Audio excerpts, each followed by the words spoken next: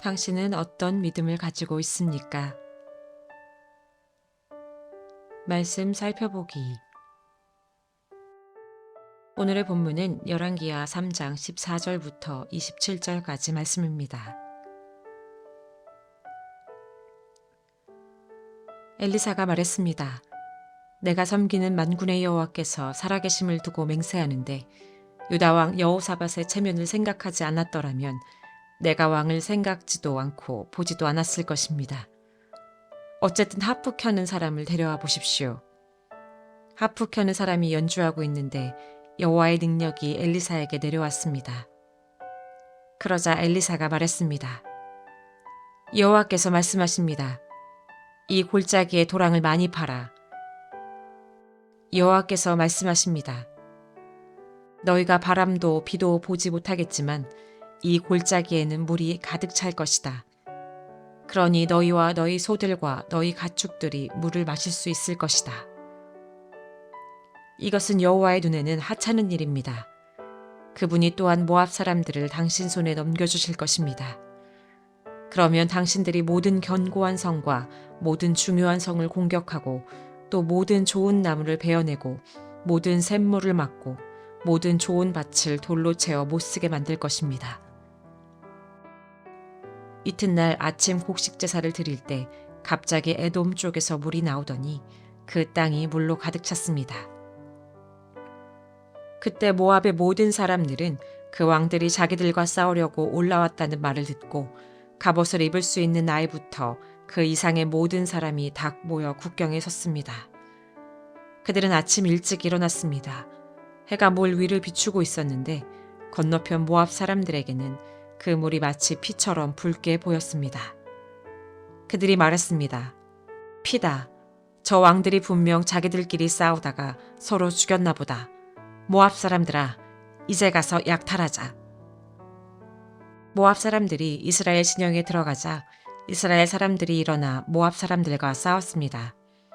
그들은 도망치기 시작했고 이스라엘 사람들은 그 땅에 들어가 모압 사람들을 죽였습니다. 그들은 성들을 무너뜨리고 비옥한 밭에 각 사람이 돌을 던져 밭들이 모두 돌밭이 되게 했습니다. 그들은 샘들을 다 막았고 좋은 나무들을 다 베어버렸습니다.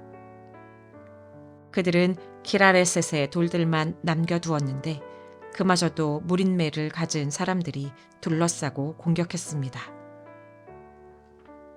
모압 왕은 전세가 당해낼 수 없을 정도로 기우는 것을 보고 칼을 찬 700명의 군사들을 데리고 에돔 왕이 있는 쪽으로 뚫고 나가려고 했지만 그 역시 실패하고 말았습니다. 그러자 모압 왕은 왕위를 이을 자기 맏아들을 데려다가 성벽 위에서 번제를 드렸습니다. 그곳에 이스라엘을 향한 분노가 하늘을 찔렀습니다. 그러자 이스라엘 사람들은 그곳을 떠나 자기들의 땅으로 돌아갔습니다. 오늘의 팁. 본문에 나온 아침 곡식 제사를 드릴 때 상번제와 함께 드리는 곡식 제사를 의미합니다. 성경은 매일 아침과 저녁에 어린 양과 고운 밀가루, 올리브를 짠 기름, 그리고 전제로 포도주를 드리도록 규정합니다. 상번제는 이스라엘을 회막에서 만나주시고 하나님의 영광으로 회막을 거룩하게 해주신다는 하나님의 임재에 관한 약속이 있는 제사입니다. 25절에 나온 무린매는 돌을 던질 때 사용하는 도구로 물매라고도 합니다. 무린매는 목자나 군인이 무기로 사용하였습니다.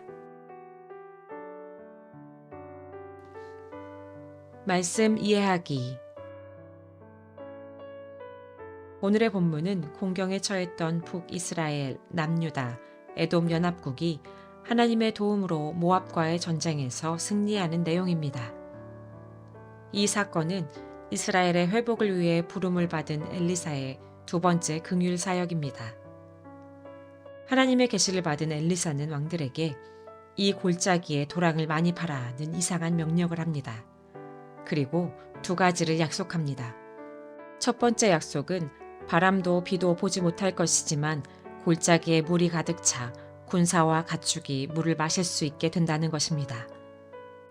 두 번째 약속은 하나님께서 모압 사람들을 연합군의 손에 넘겨주어 전쟁에서 승리하게 해주신다는 것입니다. 여기에서 믿음에 관한 교훈을 얻을 수 있습니다.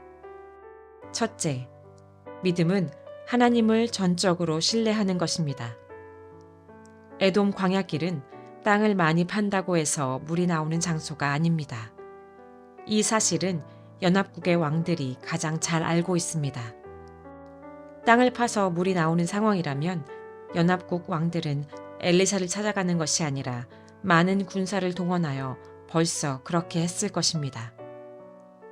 하나님을 전적으로 신뢰한다는 것은 그분이 무엇이든지 하실 수 있고 인간이 합리적이라고 생각하는 것을 뛰어넘어 일하시는 분이심을 믿는 것입니다.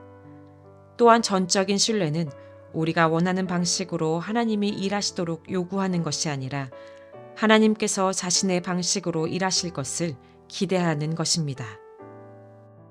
땅을 파서 물이 나오지 않는 장소라면 바람이 비구름을 몰고 와서 비를 쏟아지길 기대했을 것입니다. 그런데 하나님은 바람도 비도 보지 못하지만 물을 마실 수 있을 것이라 말씀하십니다. 둘째, 믿음은 구하는 것 이상으로 응답해 주시는 하나님을 기대하는 것입니다. 왕들은 물이 없는 문제로 엘리사를 찾아갔지만 하나님은 물의 문제뿐 아니라 전쟁의 승리까지 약속하십니다. 셋째, 믿음은 지금 당장 또는 내가 원하는 때가 아니라 하나님이 일하기로 정하신 때를 잠잠히 기다리는 것입니다. 갈증에 시달리고 있던 왕들은 하나님의 명령에 따라 골짜기에 많은 도랑을 팠지만 그들이 원하는 바대로 바로 물이 나오지는 않았습니다. 물은 이튿날 아침 곡식 제사를 드릴 때 갑자기 에돔 쪽에서 나왔습니다. 아침 곡식 제사 드릴 때는 하나님의 임재가 약속된 상번제가 드려지는 때입니다. 그 약속의 시간에 물이 나왔고 하나님은 해가 뜨는 이른 아침 해가 물 위를 비추어 피처럼 붉게 보이는 현상으로 모압 사람들이 상황을 잘못 판단하게 하여 쉽게 전쟁에서 이기게 해주십니다. 우리 그리스도인은 올바른 믿음을 가져야 합니다. 믿음은 우리가 주인이 되고 하나님은 우리의 도구가 되는 것이 아닙니다. 하나님이 주인이시고 우리는 그분의 영광을 나타내는 도구가 되는 것입니다.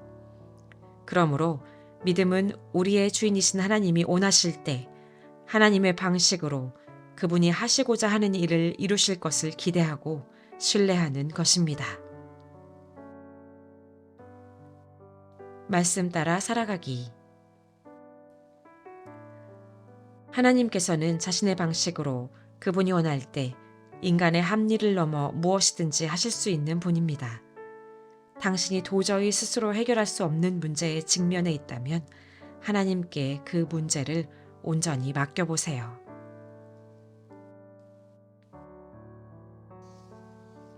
말씀대로 기도하기.